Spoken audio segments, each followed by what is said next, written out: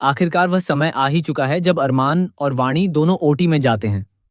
वहां पहुंचने के बाद कई ऐसी बातें सामने आने वाली हैं जो सभी को चौंका देंगी। डॉक्टर अरमान से कहते हैं, क्या ये अपर्णा सा कि ये आपकी बेटी है? क्योंकि जब मायरा यहाँ आई थी तब आपका उससे कोई भी मैच नहीं हो रहा था, इसलिए हमें लगा कि मुक्ति आपकी बेटी है, मायरा नहीं। ये सुनकर अरमान की नजरें झुक जाती हैं। हालांकि वह कहता है, ऐसा हो सकता है कि दोनों बेटियों में कुछ फर्क हो, लेकिन दोनों मेरी ही बेटियां हैं। कभी कभी कुछ चीजें एक से मैच हो जाती हैं और कुछ दूसरी से। लेकिन अब शो में एक ऐसा सच सामने आने वाला है जिसे जानकर सभी के होश उड़ जाएंगे। डीएनए रिपोर्ट पूरे परिवार को हैरान कर देगी। वहीं नर्स कहती है, आप दोनों का इतना ज्यादा समान होना कोई इत्तेफाक नहीं हो सकता। मुझे लगता है कि यहाँ कुछ बहुत जरूरी बातें छुपाई जा रही हैं।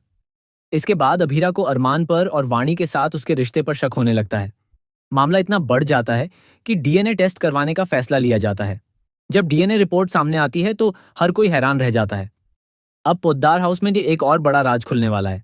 सच्चाई यह है कि मायरा नहीं, बल्कि मुक्ति ही अरमान की असली बेटी है। शायद यही वजह थी कि मुक्ति हमेशा अरमान की छोटी छोटी बातों का ख्याल रखती थी। उसे अरमान के साथ एक अनजाना जुड़ाव महसूस होता था। एक बार अरमान ने उससे कहा था, देखो बेटा, मायरा मुझे पापा कहकर बुलाती है और अभीरा को माँ कहती है। तुम अभीरा को माँ तो कह देते हो, लेकिन मुझे पापा नहीं कहते।